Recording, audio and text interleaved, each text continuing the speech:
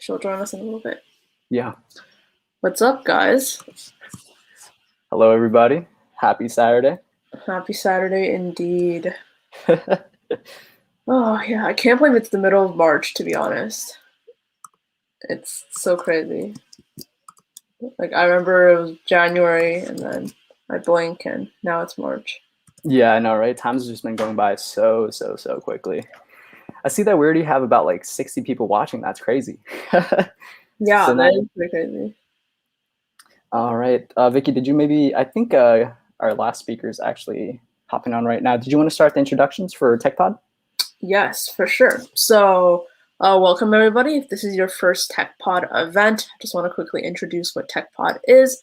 So Techpod is a community of students interested in the business side of tech, and we have a bunch of cool initiatives going on. So we have the mentorship program, which Michael is currently a Techpod mentor right now for us, and he's going to be hosting this awesome workshop/panel.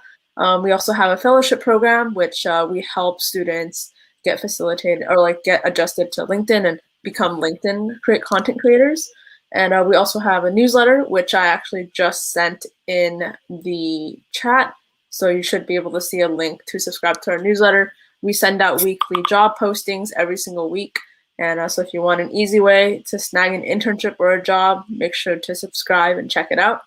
And I also posted our LinkedIn. So if you're not following our LinkedIn already, be sure to give it a follow. You'll be updated on every single event that we have, as well as any new initiatives we might be pushing out in the future.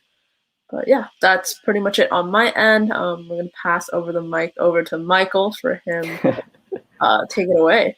Yeah, absolutely. Thank you for that introduction, Vicky. So everyone, thank you for joining and tuning in today to Breaking into Tech Without a CS Degree. I'll give you a little background on myself. My name is Michael, and I'm a product marketing manager at Bricks Labs, where we're currently working to build the future of remote work by streamlining the remote hiring process. Now, I chose this topic in particular because I felt like it is really relevant. There was a period in my life around, I think, junior year of college, where I was studying economics, and I needed to switch into communications because I just straight up hated economics. I didn't really see a future for myself there. And I remember just feeling so lost, thinking, what the hell am I going to do after I graduate college with a degree in communications when I spent the last 3 years studying economics?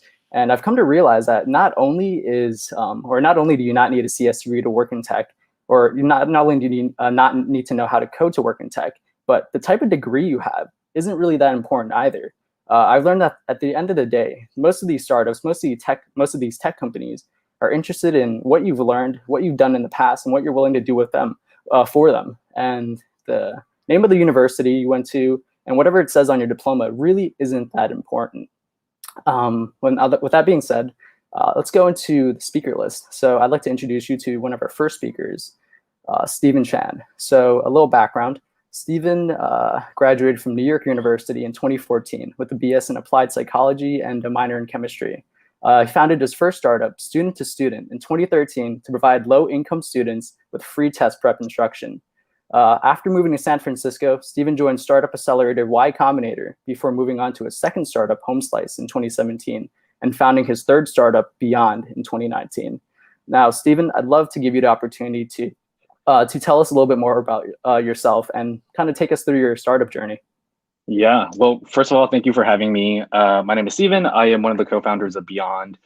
We basically raised $2 million recently to design, build, and lease personal electric vehicles. So that's electric scooters, electric bikes, to people who live in cities.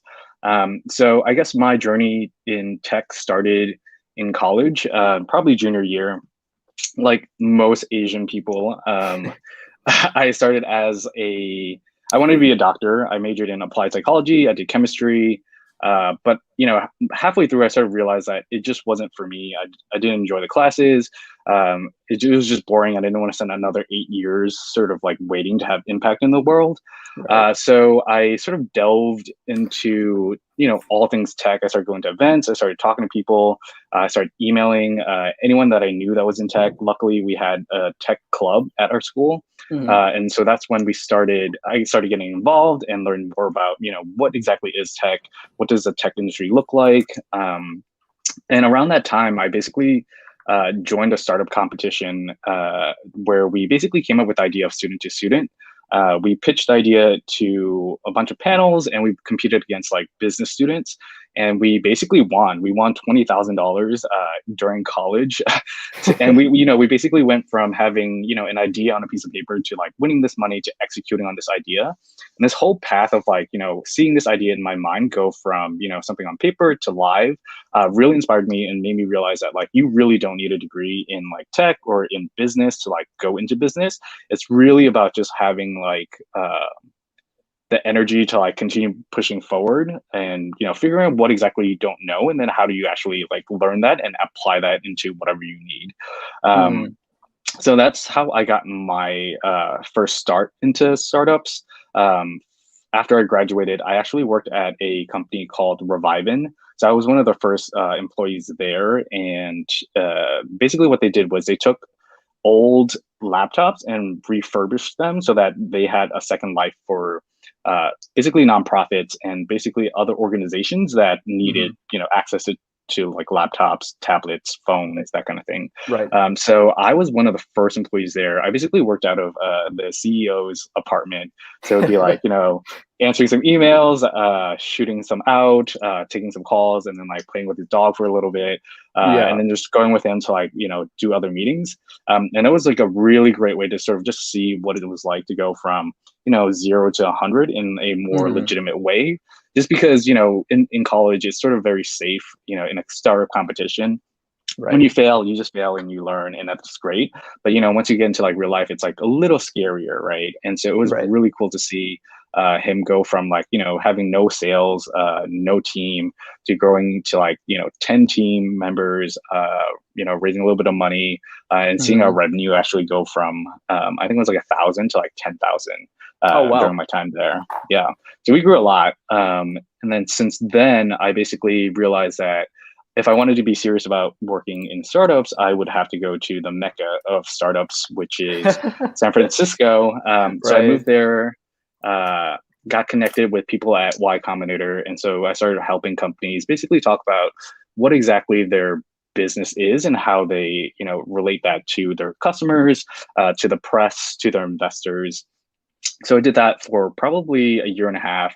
And then from there, I started my own company called Home Slice, where we basically wanted to do basically Blue Apron, but for cultural cuisines. So that's like, dishes that your mom and dad would make that you normally wouldn't ever see in, Blue Apron or any of these meal kit companies. Right. It was a really good learning experience, but ultimately speaking, I don't think it was the right move for me. So I basically learned a lot, shut it down, and then started Beyond with 2 other co-founders, and I've been there since. Nice. Awesome. Thank you, Stephen, for sharing your story. I'd love to ask you a few more questions and go more into your experience in the Q&A session right after this. But for now, let's move on to the next speaker here. So for everyone who's just starting to tune in, we're kind of giving each speaker or each panelist about 5 minutes to really tell their story. And then we'll be opening up to a 30-minute Q&A session where you guys can ask questions. All right. Vicky, if you go ahead and rotate Genit in, that'd be amazing. So let me give you guys a little introduction to Genit. Genit graduated from UCSB in 2018 with a BA in economics and a minor in professional writing. With prior experience in content marketing and event coordination in college, Genit was able to join Google in 2019 as a programs and event coordinator in their diversity partnerships department. After Google, Genit joined Snap as a brand strategy specialist in their global brand strategy team. Also, Genit is the head of diversity, equity, and inclusion at Boss Women Collective. Genit, you've had quite the journey to get to where you are. I'd love for you to tell us all a little bit more about who you are, how you got started, and honestly, I'd love to learn more about your story. Yeah, of course. Well, first of all, again, thank you for having me. Super excited to share my story. So as Michael said, I graduated from UC Santa Barbara in 2018. And so a bulk of my college experience was in events and marketing. During my senior year, I was a content coordinator at this company called Entreport, which was a business automation company. And that was my real first taste into like the tech world. And I think when I left college, I kind of always knew I would end up in tech because I grew up here in the Bay Area. I just like knew that's sort of where my path was headed. So I graduated and I was like, well, I have my entire life to work, so I don't want to go into the workforce. So I actually took a few months off and thankfully had the privilege to do so. But at the end of 2018, I started applying to roles in events and marketing into those two fields, because that's kind of where my experience was. And kind of serendipitously, I found this like random company was hiring an event coordinator. I got on the phone with them and they were like, oh, this is a project at Google. And I was like, what do you mean it's a Google project? It turned out it was like a contracting role. And I had no idea what this like contracting world was about. But I had the offer in hand and I decided, Google is such a good company. Like, imagine the network and connections I can make there. I'm sure I could learn from like all these people who are just like so smart, and so well advanced in their career.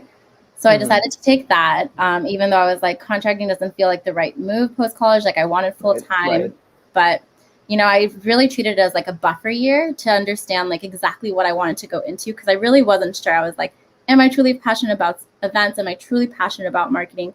Who knows? So that was sort of where my head was at when I joined. And so it turns out it was on like the diversity partnerships team, specifically for recruiting underrepresented talent. And that's really where I found my passion. I met some amazing people. I have some mentors still today that just really taught me the importance of DEI, like how to be a good advocate, how to be an ally, how to, network with people and attend webinars and read articles and books and just the whole 9 yards. And it was just like such an amazing experience to be able to be exposed to DEI so early on in my career and to really kind of realize that that's where my passion was. So I worked there for about 1.5 years. And throughout my entire time, I just really dived deep into DEI and I just tried to adopt a learner's mindset and educate myself as much as possible. And so in the same breath, the summer of 2019, I joined Boss Woman Collective just as a partnerships associate because I wanted something outside of my 9 to 5 that sort of grounded me, that wasn't, just like my job. Like I wanted something else outside of work to define me. So I joined. I love the organization. For those who don't know, Boss Woman Collective is a organization that was created to empower women to professionally and personally develop themselves. So I love the mission. It was great. And I just kept working with them. And we did a little bit of a reorg in March of 2020, right when the pandemic hit. And I sort of just like asked the founder, I was like, hey, look, I'm super passionate about DEI. I'd love to head all of the DEI efforts for Boss Woman Collective. She was so for it, like I just sort of asked and it happened. That's awesome. Yeah. And I think that sort of combined with me being ready to move on from Google, because I was like, I'm done contracting. I'm ready for my first opportunity. I want to get out of the Bay Area, all of these things, but global pandemic, all of that. So I think once I started as head of DEI, I attended a job search boot camp with this company called Edvo, along with Boss Woman Collective. And on the final sort of day of the boot camp, there was a recruiting panel where there was one person who was a diversity sourcer at Snap. And like, I was super interested in diversity. I was like, I have to have a one-on-one with her after this boot camp. So I set up a one-on-one with her. I told her about my experience at Google. She told me about her experience at Snap. And we just like had a really good conversation, and that was about it.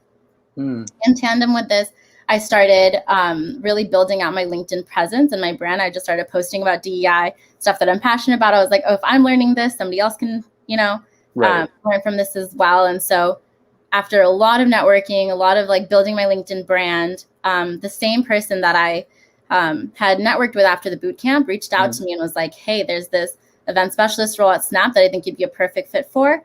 I'm going to refer you. You should apply. And I was like, okay, amazing. That's exactly what I was working towards. I feel like cold applying is what I've learned is not the most effective way to job search. It really is about networking and the connections you make and getting that referral and really being passionate about the position and the company that you're going for.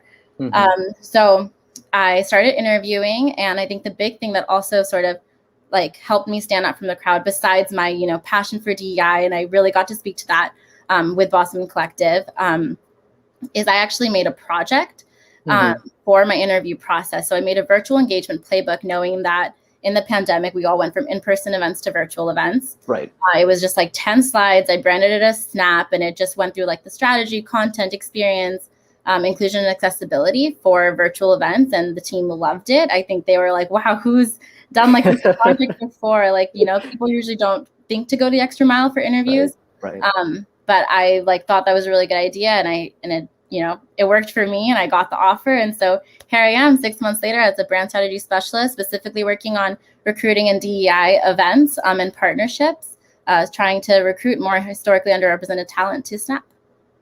Thank you for that, Genit. There's a lot to unpack there. And for y'all who don't know, Genit is a networking guru. So I'd love to go more into that in the Q&A session. But thank you for that, Genit. Yeah. All right. I'd love to introduce our next speaker, Juan Cho. Juan is a senior manager at Oracle. He graduated from the University of Washington in 2007 with a BS in chemical engineering.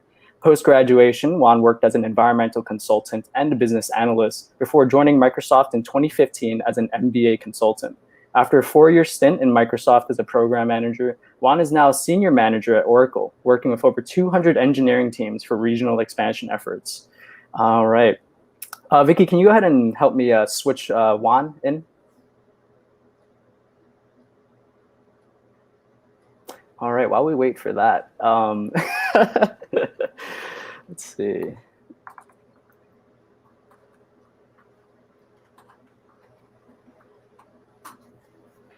But yeah, while we wait for Juan to come in, Genit, do you mind telling us a little bit more about, I guess, some effective networking tips? Yeah, I think the biggest and best tip that I've gotten is leveraging your alma mater network. So on LinkedIn, you can go to the college that you went to, and there's like an alumni tab on it. Mm-hmm. And on that alumni tab, you can actually search for people based off the company that they work for, their title, the location they live in, et cetera, et cetera. And that's just a really great way to like network with people that you already have a mutual connection with. And I think that's really, really important because you want to approach networking. Bye. Oh. All right. Goodbye, Genit. Sorry we cut you off there mid-sentence. Technical difficulties a little bit, huh? Yeah, sorry about that. Thanks for being patient with us. But yeah, Juan, let me give you a really, really brief introduction again, really quick. Sure. Juan's currently working as a senior manager at Oracle. He's working with over 200 engineering teams for regional expansion efforts, and he has a background in chemical engineering. But yeah, Juan, please take it away. Yeah, so I guess I'm the odd one out here at this point. I grew up in Seattle, not in the Bay Area, you know. Yeah. So like Michael said, I went to college, got a chemical engineering degree, worked as an environmental consultant, and then the 2008 recession hit. And so, you know, as you can imagine, every consultant was pretty much out of a job, and I needed a job. And so I didn't seek out tech. I just kind of initially stumbled into tech. I just needed a job and an opportunity to work as a business analyst at a kind of a smaller, mid-size virtualization company. I didn't know anything about tech. You know, like I just kind of got hired for kind of my engineering skill sets, thinking analytically, things like that. And I got to work on, you know, business analyst is a generic term, right? A lot of things get thrown at you.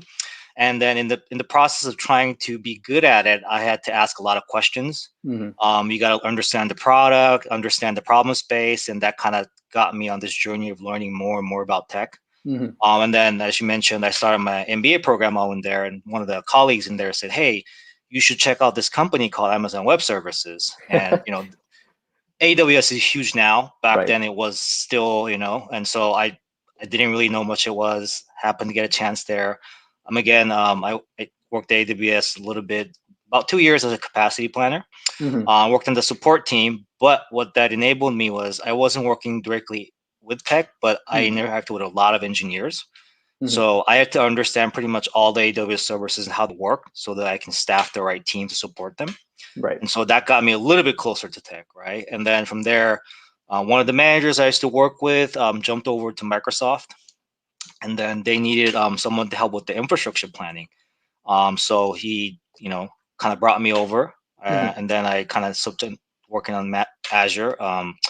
Over there, Microsoft, I started learning about data center server planning, and so I started working with kind of the software teams to understand how your tech stack works. Basically, it was my job to make sure there was enough infrastructure to support things. Like, for example, this call is running on someone's data center, someone's server. Somewhere, right? I was the guy to make sure that would happen. And that, you know, that forced me to get deeper into tech, because to understand what I need to provide you, I need to understand what your specs are, what your roadmap is, like what is your feature, like all this kind of stuff's come into play in decision making, right? it kind of forced me to work directly with the service teams, like compute, storage, networking, those type of things. And then from there, it was a similar pattern. Someone I used to work with at Microsoft went over to Oracle. Yeah. And then the Oracle compute team needed someone, like they needed a TPM. And so they kind of called me in. So I joined the compute team, worked there for about a year on various projects. And then my current team, which is in charge of building out regions, they needed some help. They had interacted with me when I was on compute. They thought I would be a good fit. Kind of came over. Right now, I manage about 6 people, and our job is basically, if you know about cloud, cloud companies build regions, right? Right. And every time you build a new region, there's, at least at Oracle, there's about 200 plus services that scale out.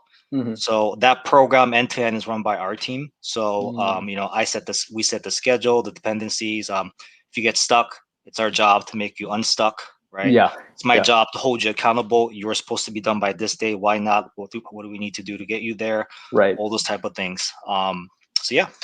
Awesome. Thank you for that introduction, Juan. I know we probably have a lot of people who were interested in MBA programs or potentially going to business school post-graduation. So when we go into the Q&A session, I'd actually love to learn more about how being in an MBA program kind of prepared you or influenced your decision to join tech. But yeah, with that being said, I'd like to go ahead and introduce our last panelist, Frankie Liu.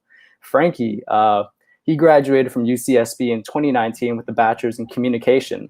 Not knowing how to write a single line of code. Yeah, you heard that right. Not a single line of code.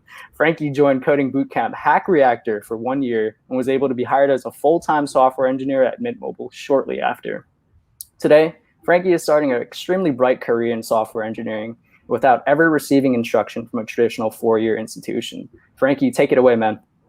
Thank you for the introduction, and I'm honestly really honored to be here to talk about my experiences, as I'd love to tell other people who's even remotely thought about this opportunity too.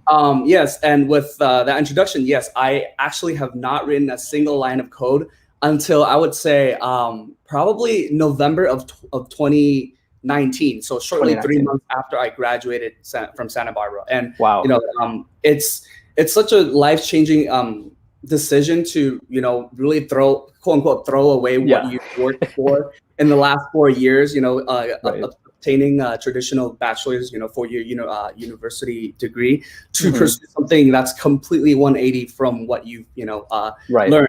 But yeah, I really stuck to it, and of course analyze the pros and cons, and whether or not if that's something that I want to pursue. And I ended up doing lots of research on just boot camps in general, and the effects of these short bursts of 3 to 6 months of intense courses that will put you to job ready status at the end of the program.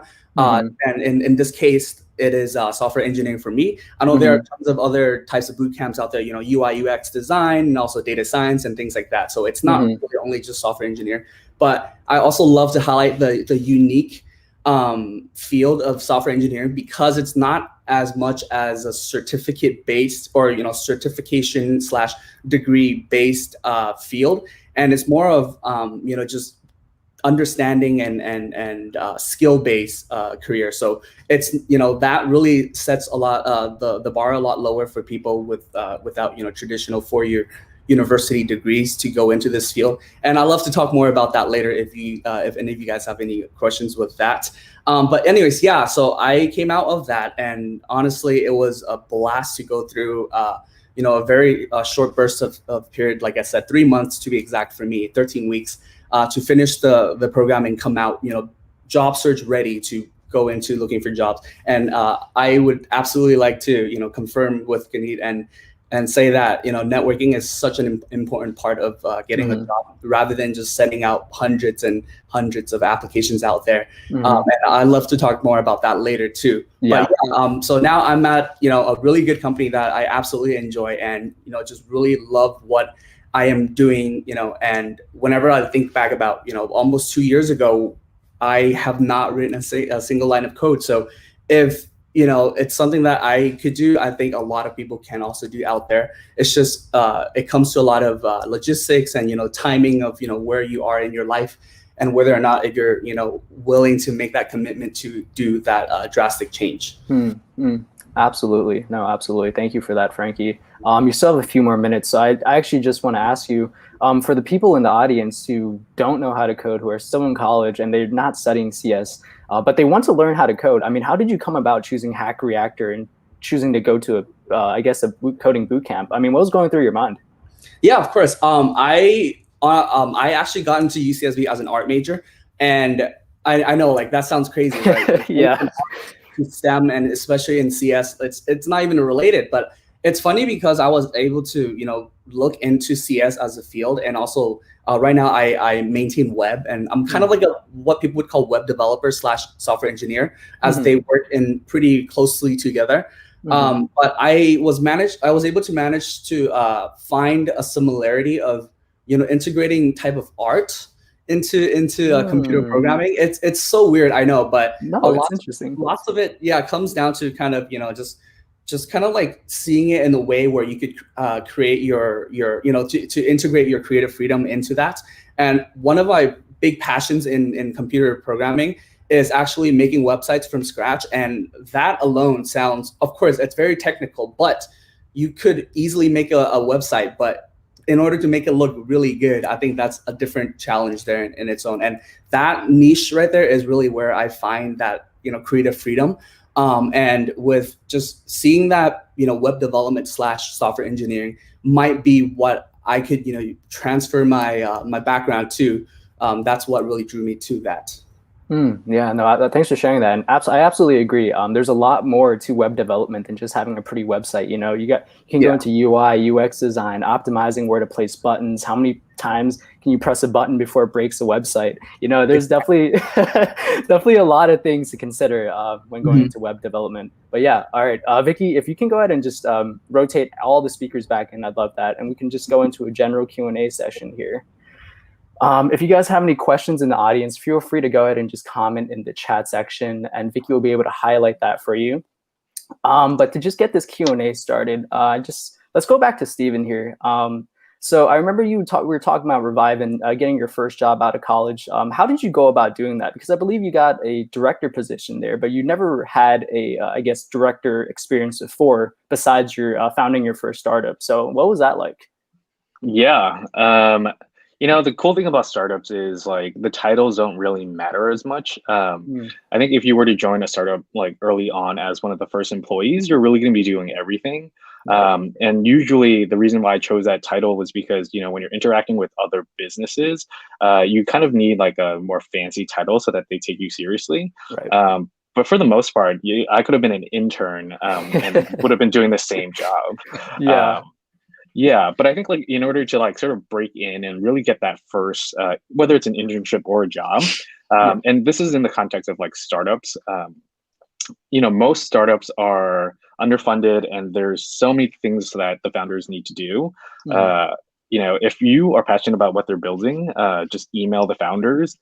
Don't be afraid. They might miss your first email or even the second email, but just, tell them that you're interested. If you're a student, that's even better. And tell them that you just want to get involved in some type of way, right? And that's sort of what I did. And I reached out, and we just had a simple conversation. And then one thing led to the other. I just started part-time. Then I got more involved. And so realistically, it's just figuring out what exactly you're interested and passionate about, finding a company that's doing something like that, and then just reaching out. Absolutely. Thank you for that. I know we have some really passionate high schoolers and some freshmen and sophomores in the audience as well. Cool. I guess for some of the younger people here, what kind of advice do you have for them? I remember when I was a freshman in high school, I mean, I wanted to work for a startup, that was the dream. But I mean, how would you even go about that if you're I guess in a younger position with no experience? This is still directed to me? Yeah, or even if anyone can answer this, please feel free to chime in. Yeah, I mean, since I've done it, I think just being brave, don't be scared. A lot of founders are more than willing to help, especially if you're a student. Even if you're in high school, even better. There's tons of students who are go on Twitter, they DM founders who have millions of followers, and all of a sudden they have this cool internship. I wish I did that when I was younger. because most of the time, like we want to pay it forward. We want to teach people, and we want to get more people into startups and learning and growing quickly. And so just don't be afraid. DM us, shoot us an email, do whatever it takes to like sort of like get in front of us and sort of ask like, hey, like I'm curious about this. I think you're awesome. I want to get involved. How can I do that? And oftentimes, like even if they can't help you, they're going to direct you to someone who can. Absolutely. That's actually great advice. I hope you all are taking notes. Does anyone else have anything that really chime in here? All right. Sorry. Yes, I'd like to chime in. I think the advantage of being young is definitely the time, and with time, I think the better it's better to take risks and actually really think about what you want to do. I remember, like I said, I came into UC Santa Barbara with an art degree. That's because I think art is cool, and maybe I want to do art. But and as you can see, from where I am now. As a software engineer, a couple years later from when I graduated from my high school, that if I had entirely skipped, college and from that moment knew that I wanted to be a software engineer, I could still, attend my Hack Reactor bootcamp and still maybe get to here, get to where I am today. So that is kind of, just exploring different career paths will save tons of time, right? Imagine if I were to time travel back and tell my 18-year-old self, like, hey, you're gonna be a software engineer in 2021. Believe it or not, maybe don't even go to college. A different topic, but right, like I could have skipped UC Santa Barbara completely and still maybe get to where I am today. But that's just kind of something to put in mind. And that's something to really think about what you want to do, explore different career paths. Prior to even going to college, I only knew about computer programmers, and I have no idea what they did, and or anything else that happens even in a tech company. For example, there's copywriters, market design, UIUX. I have no idea what UIUX was, and if I knew about that in high school, maybe that's what I would have gone to, maybe a UIUX bootcamp. So who knows? So that's kind of my advice. Thank you for that perspective, Frankie. That's amazing. I absolutely feel that too. The validity of needing to go to college now to get that the 4-year degree to get a job. It's definitely questionable in today's day and age. But that's a whole separate topic. Let's go into the next question here. I saw one from the comments from, I believe, Amardeep Singh.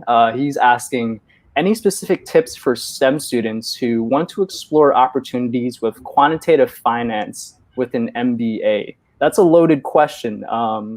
Juan, since you were in an MBA program, I'm just going to be reaching here. Do you have any, I guess, experience with this question?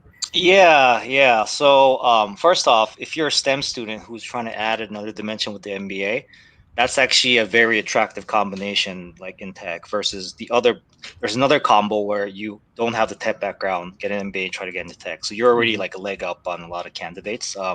So you're ahead.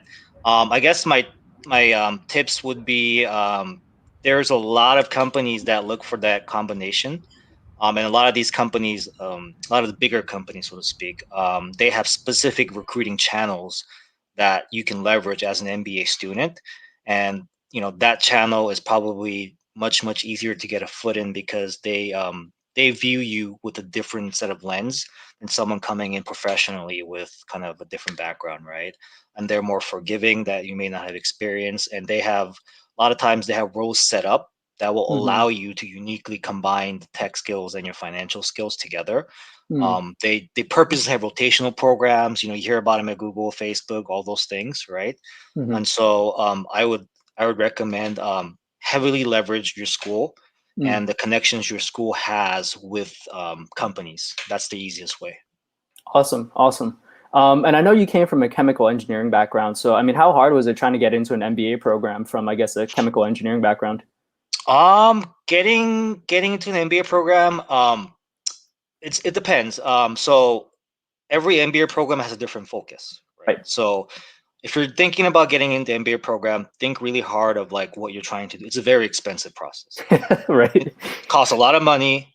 It sucks like 2 or 3 years out of your life. It's an opportunity cost. So be very cognizant of what school you're picking. For example, if you want to end up in tech, there are MBA programs that are tightly coupled with tech, right? And there are MBA programs that majority are connected with Wall Street, or you know, so if you want tech, pick a tech one, and then you know, they look for unique candidates, right? In fact, you can frame it so that your non-tech experience is actually valuable to them, because I bring a different asset. Like, you're going to have hundreds of tech people. Guess what? I'm going to be your art major. I'm going to be the one in the class, like, discussing. Yeah, like, so there's different ways of tackling it, but what they're looking for is someone who can provide diversity, perspective, and kind of challenge the status quo. So that's probably not a problem if you're not from a tech background. Absolutely awesome. Thank you for those amazing insights. One more, I guess, follow-up question to this question right here. I mean, I probably get asked this so many times, but I mean, was the MBA worth it? Yeah, and so a lot of people ask me this, like, is it worth it? But like, if one thing, you'll hear a lot of cliche about networking. You heard the word networking come up, right? Everyone here, and I'll kind of hammer this in again. A lot of things I actually learned in class. Does it make me a more holistic candidate? Yes, it helps me out day in, day out, like subconsciously, consciously. But really, the bang for the money is like, all my colleagues, a lot of them are in many different places that, you know, like, I can pick up a phone and call someone on Facebook, call people, but hey, I need a job, or like, hey, right? I have people at Google, Microsoft, just because I'm in the Seattle area. So that your core group of people, if you think about it, the MBA is a self-selecting program. No lazy person decides, I'm going to spend $70,000 of my money, and you know what I mean? You'll be surrounded by, you know, like, these speakers right here were highly motivated. So imagine being around 70, 100 people like this, and they all span out. Fast forward 5 years after graduation, you have a really strong professional network. So it's cliche, but in my experience, it turned out to be true. Awesome. Holy, that was a loaded answer. Thank you for that, Juan. All right. Moving on to the next question from the audience here. This one's from Marlena. Marlena's asking, do you have a mentor? What's the greatest lesson you've learned from one of your mentors that you believe got you where you are today? I guess I can go ahead and actually kick off this answer right here, or kick off this question right here. So one of my mentors, I actually work closely with her. She's my director now. And I actually found her through my brother. And one of the greatest lessons I've learned from her was to just be confident, believe in your own ability, and just keep trying new things. You know, learning and building in public doesn't have to be a stressful experience. You know, you can have fun with it.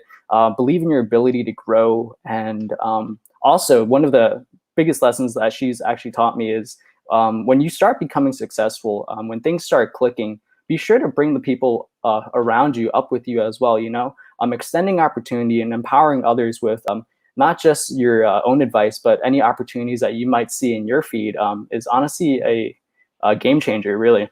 But yeah, let me open it up to the rest of the panel, and you guys can talk about your mentorship experiences. Does anybody want to start? I can hop in. Yeah. So yeah, I do have a mentor. I met her through Google, and I have to, in the same vein as what you're talking about, Mike, I have to attribute her to just like building me with the confidence I needed to, like, you know, pursue my passions and just like learn more and like, you know, have that like go-getter attitude. But I think the biggest lesson she taught me, and I feel like I'm going to sound like a broken record on this panel, is like, networking is so important. Like, for the network that you build, and like this kind of goes for a lot of maybe the younger people in the audience, like building your network from the get-go from now on is just going to continue to expand and get bigger and bigger as you like continue on to college and post-grad and like your next career and all of that. And like really, again, like kind of what I was saying before, I like went away, was networking, you have to really approach it with a genuine mindset. You can't just like go into networking saying like, yeah, oh my God, I'm going to talk to them for like 30 minutes and then they'll give me a referral. Like that's not how it works, right? Like networking is really about building relationships. It's about asking questions, being really interested in like how they got to where they are.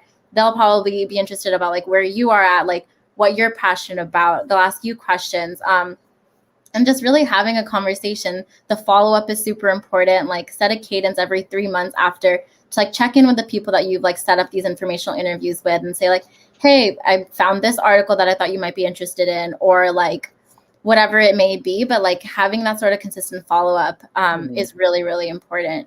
But yeah, I think when you come into a space where you like have the opportunity to find a mentor, like it's the same advice. Like approach it very genuinely. Like everybody is out here to like help each other. And like if you reach out to somebody cold on LinkedIn and they respond, like they're in it to help you. And even if you feel like, I know this is gonna sound a little weird, even if you feel like you can't bring anything to the table, like it's still nice to offer your help. Like who knows? Like for me, when I was talking to a lot of people, I was like, or when I think people are trying to reach out to me to network, and they're like, oh, like, can I do anything to help?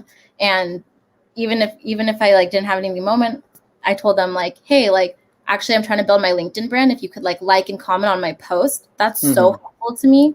And then all I did in return was like just give them some like general job search advice, right? Like they just cold reached out and asked to talk to me. So you never know when like somebody could be needing your help or whatever, but offering it is super important.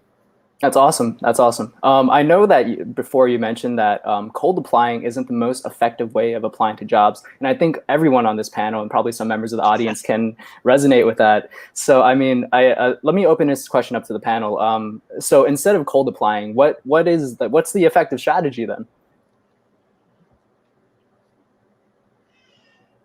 So I can, maybe I'll yeah, go ahead. Yeah. I think it depends on what phase of your career you're in. Like if you're starting out early, I think my advice would be, it's much easier to go find what you want to do and move closer to it after you get into a company, right? A lot of times I see people starting out, but I have to have this pretty picture role. Like I have to be this awesome software developer working on this feature, and like you may get it, right? But often not, you may need to settle for something less optimal and then work your way towards it. So that's something that you should consider when you first starting out, like broaden your search, right? So when you tell me you want to break into tech, what does tech mean to you? Do you want to be an SRE like Frankie? Do you want to be a CEO like Steven? Do you want to do DevOps? Do you want to do the TPM world? Do you want to do, like very different things. So broaden your search so that the more times you bat, higher chance of you're going to hit, right? Absolutely. And then as you start progressing, I think you start evolving a little bit where you find yourself less cold applying, more relying on people you've worked with. And now you start moving into something where, like, if I'm moving on, I work with Frankie. Frankie is a killer dev. I need a team. I'm calling Frankie, right? That's how I use my example. Like I went from AWS to Azure to Oracle, all because people said, hey, you want to come work with me, right? And so it's good that once you get in, you still have to produce and make sure you are building your personal brand or whatever you're doing. People will always forget what you worked on, but they will remember the quality of the work you did, how you made them feel, were you dependable, were you a good person to be on the team? All those things matter, and that'll help you propel. Like it becomes easier and easier to find. Absolutely. Juan, honestly, I want to underscore this actually, that the aspect or concept of networking never stops. Whether you're looking for a job or whether you've been hired already, you're always building your personal brand. And I mean, if you're building those relationships in a company you're already in, it can set you up with another opportunity if you ever choose to leave that company. So again, really, really great advice here. All right, moving on to one of the next questions. This one's coming from Sangeeta Nair. He's asking, I was a CS major, but switched to accounting. For someone who wants to expand to work in tech roles, how can I expand my programming knowledge and not struggle? Frankie, since you came from, I guess, a non-technical background at all, could you shine some light here? Yeah, definitely. So if for someone who wants to expand to work in tech roles, picking out a programming knowledge is honestly one of the most important things that will reinforce your personal brand, like Juan said earlier, because it's always good to be specialized in one area rather than be a jack of all trades, master of none. Right. And because, for example, for me, let's take me, for example, I learned JavaScript, HTML, and CSS, probably, one of the most common languages that you guys hear about nowadays because they're just so popular and web is everywhere. And, for example, I actually did initially learn Python and things like that, but I knew that, I wanted to stick to one area, like you don't want to spread yourself, I'm going to learn Python for a couple of weeks and then JavaScript for a couple of weeks and then, here, this and that, and just, kind of spread yourself thin. I mean, it's actually not as effective to have tons of different languages on your resume to show, employers and interviewers that you know not a lot of languages, but it's actually not as effective that way, because you might know like 10 different languages, but maybe just surface level. So expanding programming knowledge, I think, comes from just dedication and putting time in. And for those who are starting out very, very early, you know, maybe picking up, you know, programming tutorials here and there just on the weekends, you know, while focusing on other priorities during the week, I would say that there are tons of tutorials out there. For example, if you want to pick up on just programming language in general, you know, lots of entry, you know, starting off languages are, you know, would be like JavaScript and Python. And from that, you can go on YouTube and, you know, look for, you know, how to get started and, you know, how to set up your computer to be able to do things like that. And then, you know, kind of just follow tutorials and see what you can build with it. And that's really just to get your, you know, just to warm yourself up with programming, just because it's kind of like it is a language, but more on the technical side, where you really need to switch, you know, your buttons or your switches in your head to go from, you know, the academic background that you come from, or the professional background that you come from, to a more technical, you know, execution of how code and computers work. So I think, you know, just following simple tutorials is a pretty good way to just, you know, get yourself warmed up and, you know, kind of just feeling how programming might be. And then once you feel like you're ready, there's also even more tons and tons of free and also paid resources online that you could follow. Some might be, you know, courses, you know, just for whenever you're ready. For might be, you know, a pretty strict boot camp style, you know, I guess after work, after school type of programs. So it's really just up to, like, you know, how you want to space your time to expand your programming knowledge. But I would say the general trend is consistency and just determination, I think, because if you kind of let it fall off, then it might be hard to pick back up. So absolutely. I actually want to expand on that a little bit. If you do want to start, I guess if you're in accounting, you were CS, but you switched to accounting, and you still want to expand to work in tech roles, I'd really want you to ask yourself, what type of role are you trying to work in tech? You know, like Juan said, what does tech mean to you? Define tech, see what you want to do, and then really find a tech stack that correlates with what you're trying to build or what you're trying to do. And that's how you can really get started with your specialization. You know, start with one tech stack, start the very basics, the foundation of it, and just work your way up. And if you don't want to struggle, I feel like a lot of people, when it comes to learning how to code or just learning how to program in general, they get overwhelmed. It's a lot to take in. And trust me, you're going to be running into a lot of bugs here and there. You're going to want to quit. So really just being able to connect what you're doing and why you're doing it together to kind of motivate yourself, inspire yourself, see that at the end of this tunnel, you're building something for a reason. So really, I think keep yourself, I guess, inspired by figuring out what you want to do and really why you want to do it. And I think that's a good place to start for you. Moving on to the next question here.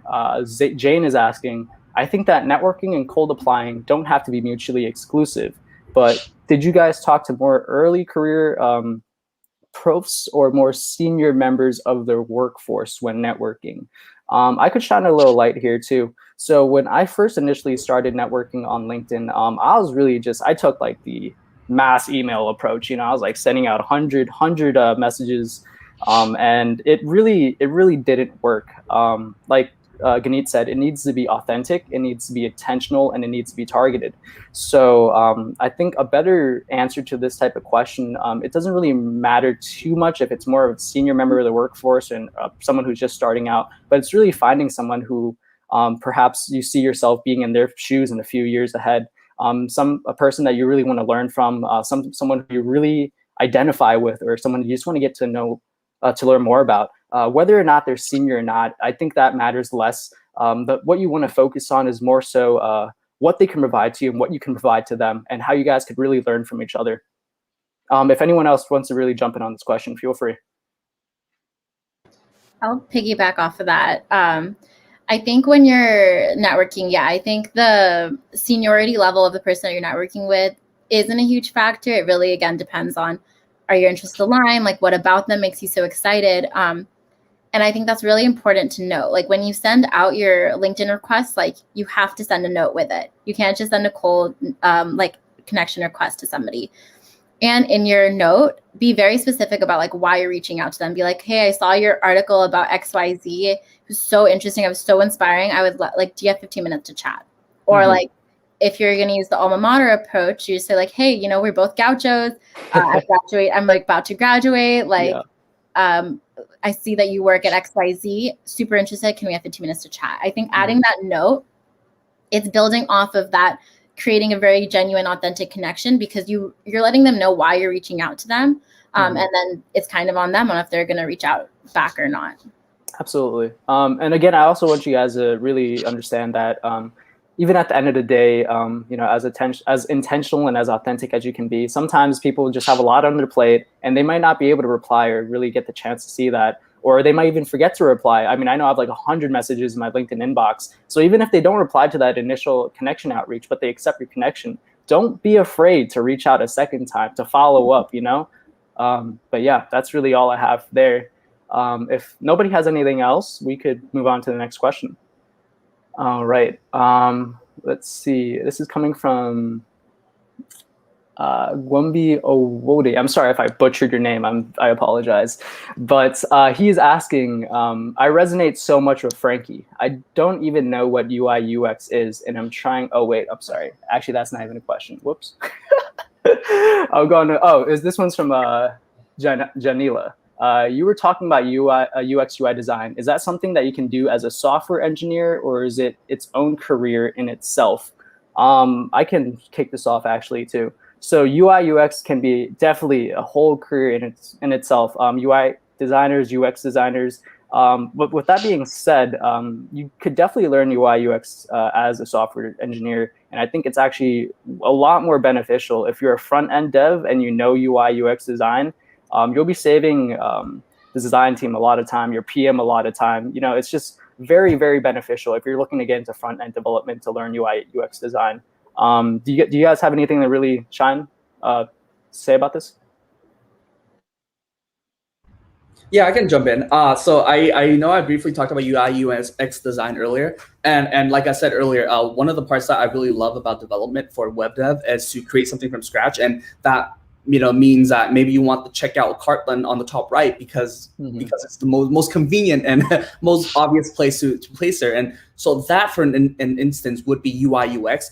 Usually in more established companies, where they would have their own UI UX team to provide these mock-ups for the developers to kind of implement them.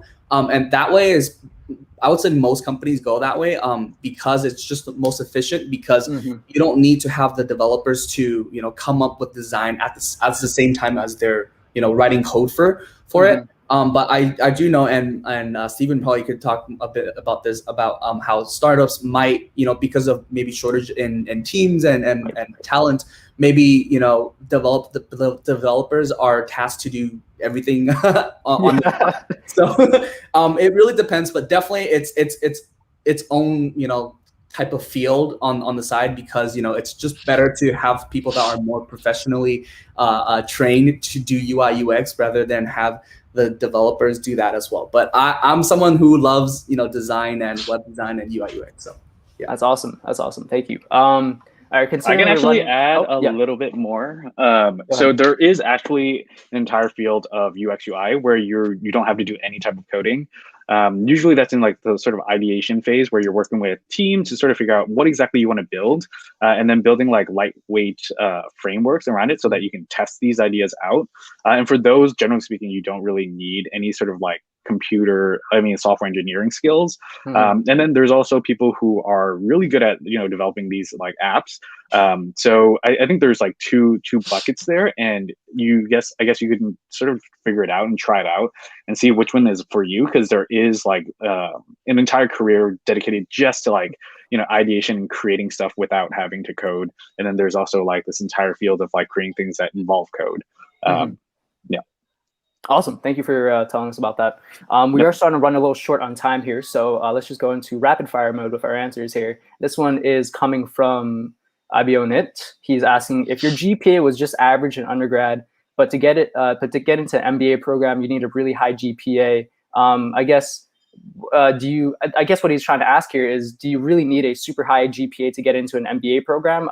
And if you don't have a high GPA, I guess what alternative paths can you take? Let me take that one. So it matters less than getting into like a normal grad school, because the MBA admission process looks at the whole package.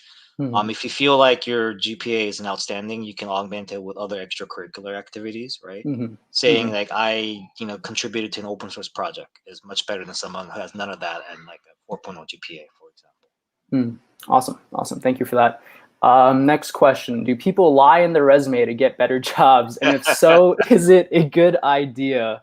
Does anyone want to speak about this? I can tell. Yeah, I do a lot of hiring. So long story short, it's a horrible idea. I can tell you hands down, it's a bad idea for many reasons. The world is a small place. Someone somewhere will call you out. And even if you make it through, you are getting hired based on some expectations set by your resume. And people will find out real quick you lied on your resume. So don't do it. I'm gonna go ahead and second that right there.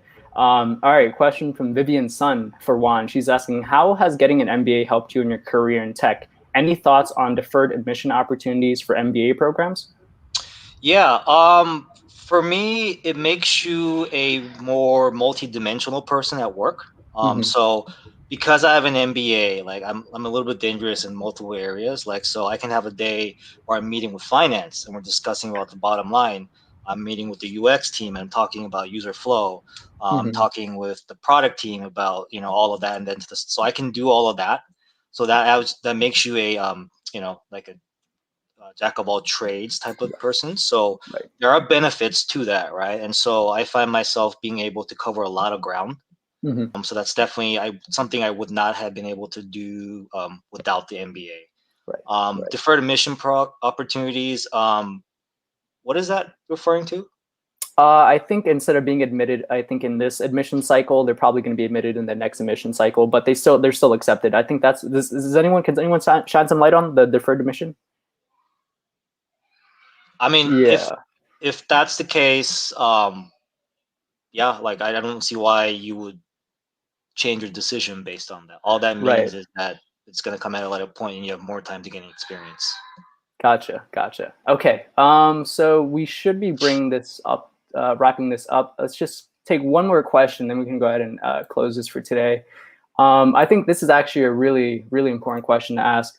Sangeeth is asking, when you entered into a tech role without a tech background, did you have a lack of confidence when others on your team had that knowledge? And if so, how did you, address that? I think, Juan, this is a perfect question for you here. Long story short, yes. Even now, I do a moment through like imposter syndrome sometimes, right? Like, it's like an up and down process. Like sometimes you feel like I got this, and sometimes like an expert like Frankie would come in and you're like, you have no idea what you're talking about. So yes, it happens. And my advice there is to acknowledge, yes, you do not have a CS degree, right? But there are a lot of ways to overcome that. Like, for example, I overcome that by doubling down on like being able to talk about system design, for example, right? That's an area. And then as you leverage your work relationships, you can actually learn a lot from different people. And so my focus is on, I can't do the code review with you, right? That's not my forte, but I can help you in any other aspect, right? And so think about how, yes, you're deficient in there, but there are many different areas that you can add to it, and always learn, right? Like always learn. New project, hey, I don't know how to do it, but you need an extra body, I'm right here, right? That's the best way. Awesome. Frankie, you seem like you had something to say. Did you have something to add? No, I think Juan summarized it perfectly there. Imposter syndrome is real, but don't fear it, face it. There we go. I think that's a perfect note to end our panel today, our workshop today on. To the audience, thank you so much for taking the time out of your Saturday to tune in to listen to these amazing panelists. To Frankie, Steven, Juan, and Genit, thank you so much again for dedicating your time on a weekend to just sharing your stories. I'll go ahead and put your LinkedIns on the chat so people can connect with you guys after if they want. But yeah, if you guys don't have anything to say, I think we can go ahead and wrap this up. Yeah, thanks everyone. Thank you. Thank you for having us. Thanks, guys. All right, thanks everybody. All right, I hope you have a good rest of your Saturday. Peace. Bye. Bye.